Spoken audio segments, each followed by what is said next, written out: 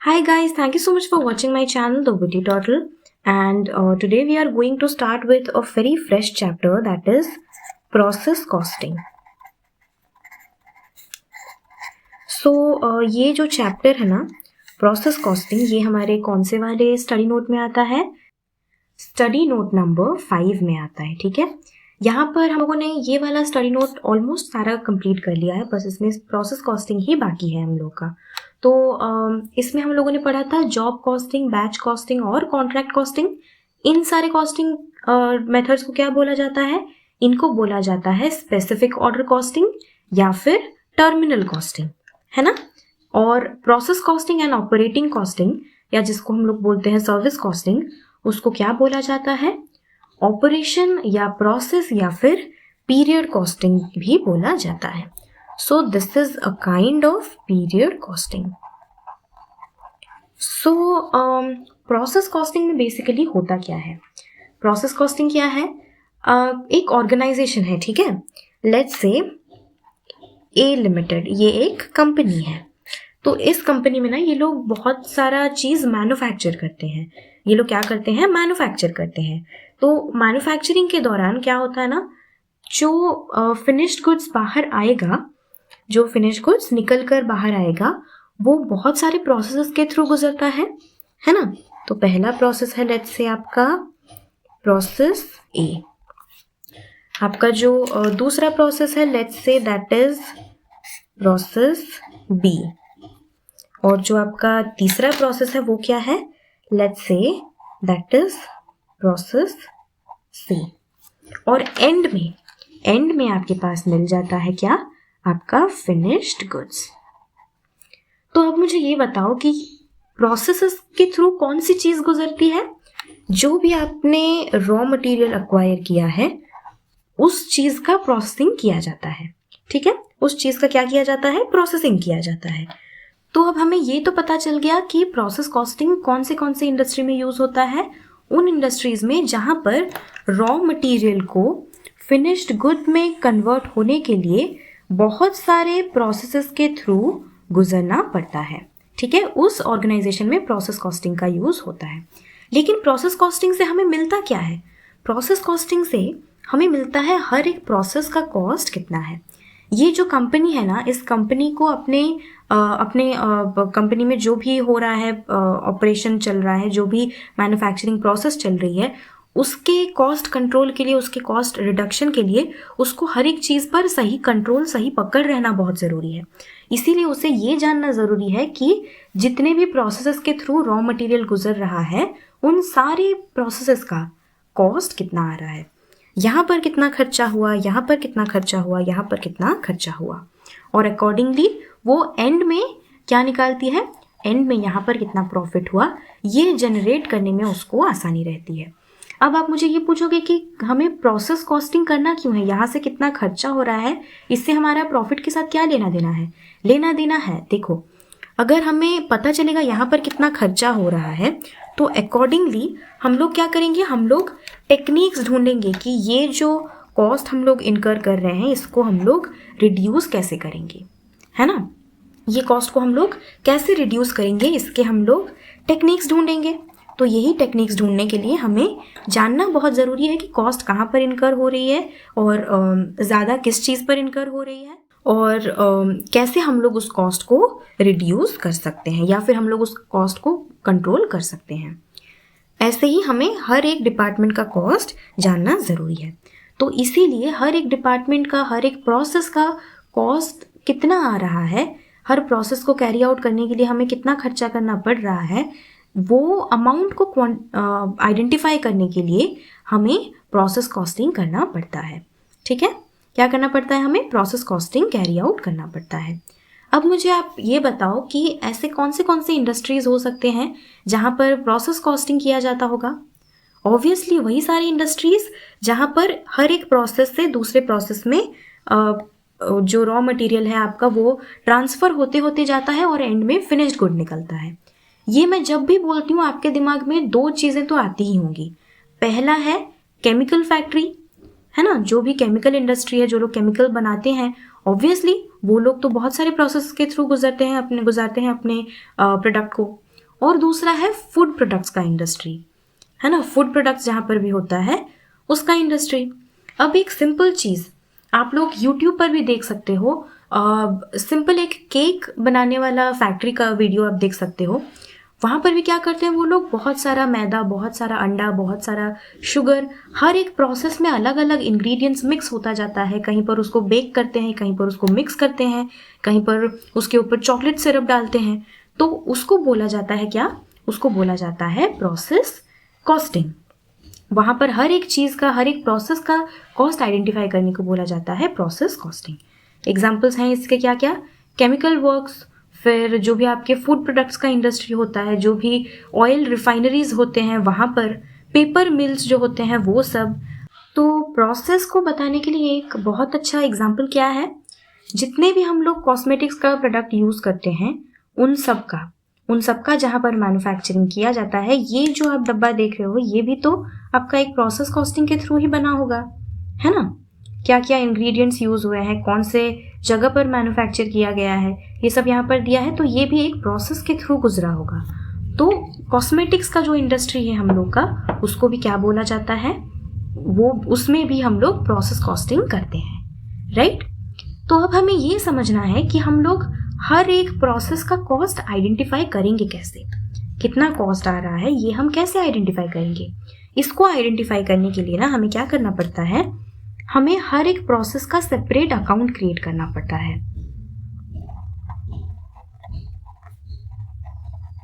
Create separate process accounts for each process. यहाँ पर जैसे 3 प्रोसेसेस हैं, तो हम लोग क्या करेंगे, हम लोग यहाँ पर, ये हो गया हम लोग का प्रोसेस ए का अकाउंट, फिर नेक्स्ट आ गया हम लोग का क्या, प्रोसेस बी का अकाउंट, और फिर क्या आता है, प्रोसेस सी का अकाउंट, है ना। तो अब हमें ये देखना है कि यहाँ पर हम लोग क्या चीज़ कैसे आइडेंटिफाई करेंगे कि कौन सा चीज़ कहाँ पर जाएगा। तो हर एक प्रोसेस अकाउंट में आपको क्या करना है, हर वो चीज़ जो कि एक प्रोसेस के अंदर डाली जा रही है, जो भी उसमें इनपुट दिया जा रहा है, वो आता है आपका डेबिट साइड में, और जो आपके प्रोसेस से निकलता है वो आता है आपका क्रेडिट साइड में। जैसे कि प्रोसेस ए अकाउंट में देखते हैं, यहाँ पर क्या है, ये आपका पहला प्रोसेस है। पहले प्रोसेस में क्या क्या डाला गया है, रॉ मटेरियल डाला गया है, तो ये हो जाएगा टू मटेरियल्स, जितना भी उसका अमाउंट होगा।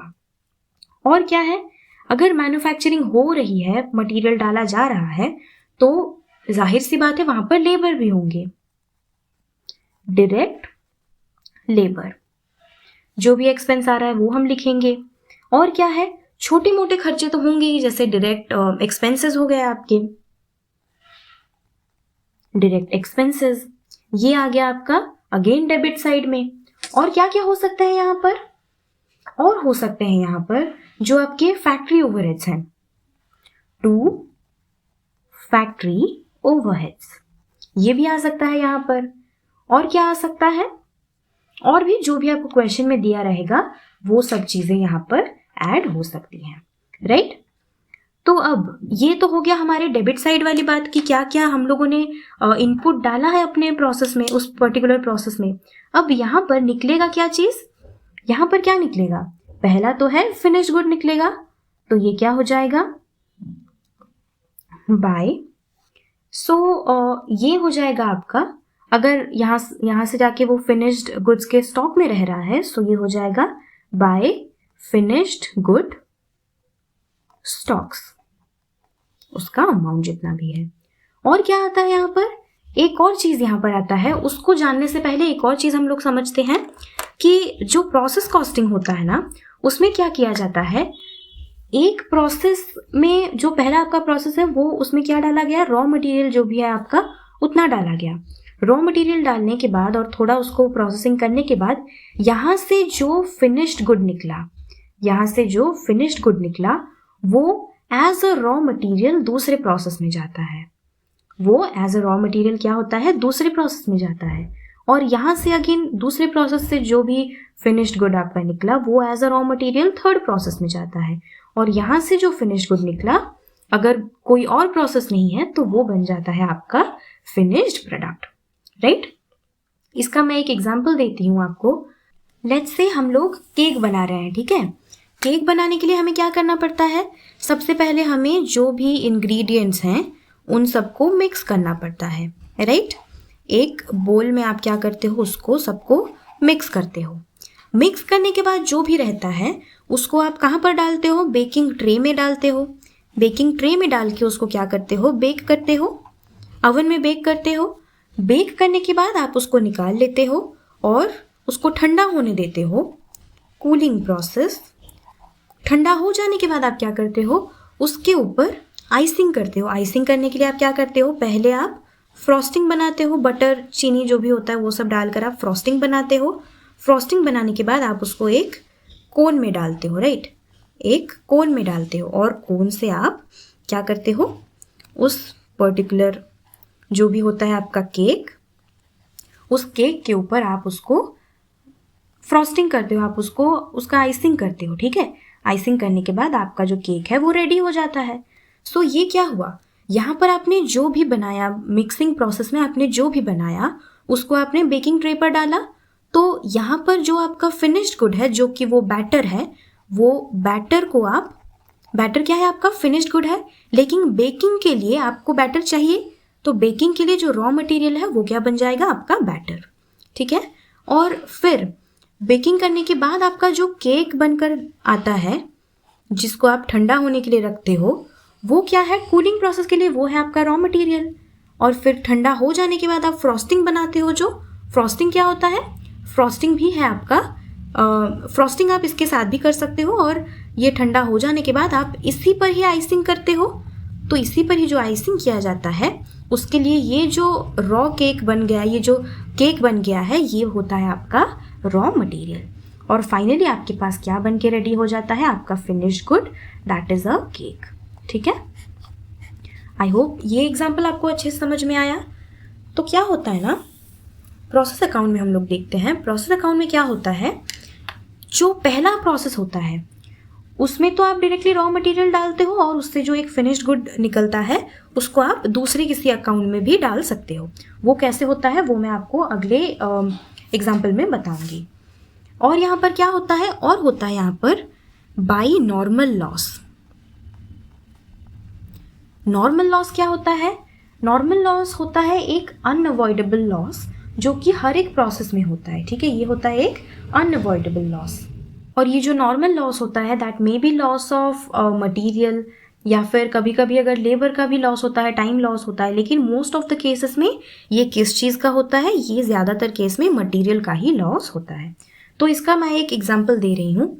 लेट्स से आपने इनपुट दिया 100 kgs, ठीक है। अब 100 kg में से आपने देखा है कि जो आपका नॉर्मल लॉस होता है, जो कि आपका क्या है, अनअवॉइडेबल है, वो 5% होता है।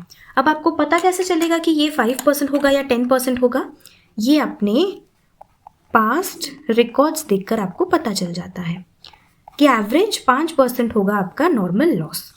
तो उसके बाद कितना बचेगा आपके पास बच जाएगा 95 kg।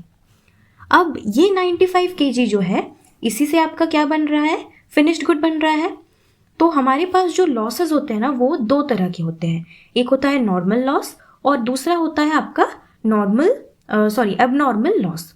एबनॉर्मल लॉस क्या है, ये तो चलो हर बार होता ही है, लेकिन एबनॉर्मल लॉस होता है अगर कोई ऐसा इंसिडेंट हो गया जो आपने पहले कभी सोचा नहीं था, या इस बार जैसे कोविड हो गया और बहुत लोगों को क्या करना पड़ा, अपना बिजनेस बंद करना पड़ा लॉकडाउन की वजह से, और बहुत लोगों का बहुत ज़्यादा नुकसान हुआ जो कि उन्होंने पहले से कभी सोचा नहीं था, वो जिसके लिए वो लोग तैयार नहीं थे।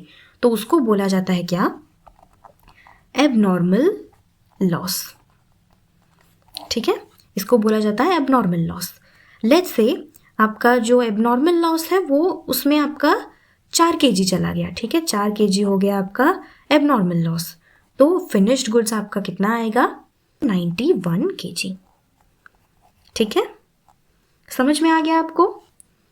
तो इसके साथ और एक कॉन्सेप्ट है एबनॉर्मल गेन का। एबनॉर्मल गेन क्या है वो हम लोग धीरे धीरे पढ़ेंगे, अभी मैं बताऊंगी तो आप लोग कंफ्यूज हो जाएंगे। सो यहाँ पर हम लोग देखते हैं प्रोसेस ए का तो हम लोगों ने देख लिया था, अब देखते हैं प्रोसेस बी में। तो यहाँ पर एक और इम्पॉर्टेंट चीज़ मुझे बतानी है आपको कि ये जो है ना हम लोगों ने यहाँ पर बाय फिनिश्ड गुड स्टॉक किया था, ये उस केस में होता है अगर एक ही प्रोसेस है तो। लेकिन अगर इस प्रोसेस के बाद भी कोई प्रोसेस है तो उस केस में क्या हो जाता है, ये हो जाता है by transfer to process B account. ठीक है, अब आप खुद सोचो, अगर आप यही चीज़ को आप सेल कर देते तो क्या हो जाता, वो बाई सेल्स करते आप। सिमिलरली ये इसी प्रोसेस से बाहर जा रहा है, जैसे हम लोग P&L बनाते हैं ना, आपको सिंपली वैसे ही इसको बनाना है। तो ये क्या हो जाएगा, by transfer to process B account. जैसे हम लोग सेल करते हैं तो वो बाहर जाता है हमारे ऑर्गेनाइजेशन से, वैसे ही इसको हम लोग दूसरे प्रोसेस अकाउंट में ट्रांसफ़र कर रहे हैं तो ये हमारे इस पर्टिकुलर प्रोसेस से बाहर जा रहा है तो क्रेडिट हो जाएगा। अब ये अगर यहाँ से क्रेडिट हुआ तो क्रेडिट होकर ये कहाँ जाएगा, ये जाएगा आपका प्रोसेस बी में। प्रोसेस बी में यानी कि जो आपका दूसरा प्रोसेस होता है हमेशा, उस प्रोसेस में फर्स्ट चीज़ मटेरियल नहीं होता है। उस चीज़ में फर्स्ट आपको क्या डेबिट करना है, वो मटेरियल, वो जो पिछले प्रोसेस का फिनिश्ड गुड है जो कि यहाँ पर रॉ मटेरियल की तरह यूज़ होगा, उस चीज़ को आपको डेबिट करना है to transfer from process A, जितना भी आपका अमाउंट है वो। उसके बाद आपका मटेरियल आएगा, फिर आपका डायरेक्ट वेजेस आएगा, फिर आपका डायरेक्ट एक्सपेंसेस आएगा, फिर आपका जो भी फैक्ट्री ओवरहेड है, जितना भी और खर्चा दिया है वो सब आपका आएगा। अब यहाँ पर क्या आएगा आप खुद सोचो और मुझे बताओ। अब आप सोचोगे कि नॉर्मल लॉस तो प्रोसेस ए में हो गया, प्रोसेस बी में कैसे होगा। हो सकता है, हर एक प्रोसेस का अलग अलग टेक्निक होता है, तो हर एक प्रोसेस में लॉस होने का चांसेस रहता ही है। सो ये हो जाएगा क्या, बाय नॉर्मल लॉस, जितना भी परसेंट, लेट से यहाँ पर भी 5% है तो 5%। अगर यहाँ पर एबनॉर्मल लॉस हो रहा है, एबनॉर्मल लॉस अगर हो रहा है, लेट से वो अमाउंट दिया है उसका 10 kgs, तो 10 kg का प्राइस जितना होगा वो आप लिखोगे। और क्या है, अब यहाँ से निकल गया आपका फिनिश्ड गुड, तो ये जो फिनिश्ड गुड है ये कहाँ जाएगा, सोचकर बताओ। ये जो फिनिश्ड गुड है ये आपका, अगर एक और प्रोसेस है इसके बाद तो तीसरे प्रोसेस में जाएगा। ये हो जाएगा आपका by transfer to process C account, है ना। अब ये जो ट्रांसफर टू प्रोसेस सी हो रहा है ये क्या हो जाएगा, ये यहाँ पर डेबिट हो जाएगा, ये हो जाएगा to transfer from process B, जो कि प्रोसेस बी से यहाँ पर आया है। मैंने आपको क्या बोला था, जो भी चीज़ें आप इसमें डाल रहे हो वो डेबिट साइड में आएगा, जो भी चीज़ें आप उस प्रोसेस से निकाल रहे हो वो आपका क्रेडिट हो जाएगा, फिर चाहे वो नॉर्मल लॉस हो या एबनॉर्मल लॉस हो। फिर ये क्या हो जाएगा, उसके बाद जो भी आपका मटेरियल है, आपका डायरेक्ट वेजेस, एक्सपेंसेस और जो भी आपका फैक्ट्री ओवरहेड है वो यहाँ पर आ जाएगा। और फाइनली क्या आएगा, यहाँ पर दूसरे साइड में आपका नॉर्मल लॉस अगर हो रहा है तो वो आएगा, और उसके बाद यहाँ पर आ जाएगा आपका एंड में बाय ट्रांसफर टू, यहाँ पर इसके बाद तो और कोई प्रोसेस है नहीं, तो हम इसको कहाँ पर ट्रांसफ़र करेंगे, हम इसको अपने स्टोरेज एरिया में ले जाएंगे, अपने वेयर हाउस में ले जाएंगे। तो वो हम लोग का क्या बन जाएगा, क्लोजिंग स्टॉक बन जाएगा। किस चीज़ का क्लोजिंग स्टॉक, फिनिश्ड गुड्स का closing stock, to finished stock. ठीक है, समझ में आ गया। अब एक और चीज़ हम लोग यहाँ पर समझते हैं, उसके बाद हम लोग का जो कॉन्सेप्ट है ना प्रोसेस कॉस्टिंग का वो कंप्लीट हो जाएगा। अब जो नेक्स्ट कॉन्सेप्ट हम देखने वाले हैं that is the concept of abnormal gain. Abnormal gain क्या है, इस प्रोसेस को फिर एक बार समझते हैं। ठीक है, ये क्या है, आपने इनपुट डाला 100 kg का, नॉर्मल लॉस हो गया प्रोसेस में 5% का, तो आपके पास रहा कितना, 95 kg। फिर आप दूसरा एक प्रोसेस कर रहे हो, उसमें आपका लॉस हो गया कितना, एबनॉर्मल लॉस हो गया 4 kg का। ठीक है, तो आपके पास फाइनली जो आपका रॉ मटेरियल था वो कितने के फिनिश्ड गुड में कन्वर्ट हो गया, 91 kg के फिनिश्ड गुड में कन्वर्ट हो गया। ठीक है, 91 kg के फिनिश्ड गुड में कन्वर्ट हो गया। तो कभी कभी क्या होता है ना, किसी किसी प्रोसेस में, स्पेशली जब आप मेटल्स के साथ डील कर रहे हो या फिर केमिकल्स के साथ डील कर रहे हो, तो उस केस में एबनॉर्मल गेन होने के भी चांसेस होते हैं। ये क्या है, ये हम लोग थ्योरी बुक में पढ़ेंगे जब हम लोग पढ़ेंगे। अब आप पहले समझ लो इस चीज़ को। एबनॉर्मल गेन क्या होता है? एबनॉर्मल गेन, नाम से पता चल रहा है कि you are gaining something, right? आपको कुछ एक मिल रहा है एक्स्ट्रा। किसी किसी केस में क्या होता है ना, आपने अगर 95 kg का मटेरियल डाला है एक प्रोसेस में, तो वहाँ से क्या निकलता है, वहाँ से वो लेट्स से 97 kg का आउटपुट निकल गया। ठीक है, क्या हो गया? 97 kg का आउटपुट निकल गया। जैसे एक छोटा सा एग्जांपल मैं आपको देती हूँ। जैसे आप दाल बनाते हो, राइट? दाल आपने अगर 1 कटोरी डाला है रॉ दाल, तो जब आप उसको कुक होकर वो आता है तो वो बहुत ज़्यादा रहता है। या फिर आप एग्जांपल ले लो पॉपकॉर्न का, आपने इतना छोटा सा कॉर्न का सीड्स डाला है उसमें, लेकिन वो जब आता है तो बहुत ज़्यादा होता है।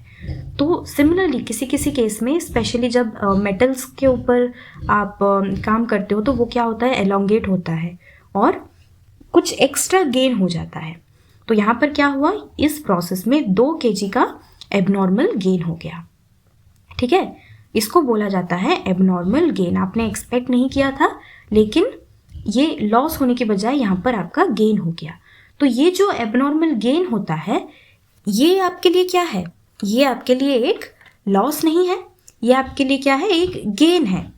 तो ये हमेशा आपके डेबिट साइड में आता है। To abnormal gain account. इसका कैलकुलेशन क्या होता है, क्या नहीं, इसका जो बड़ा कॉन्सेप्ट है वो क्या है, इसको हमें कहाँ ट्रांसफ़र करना है, ये सब हम लोग थ्योरी में देखेंगे, राइट?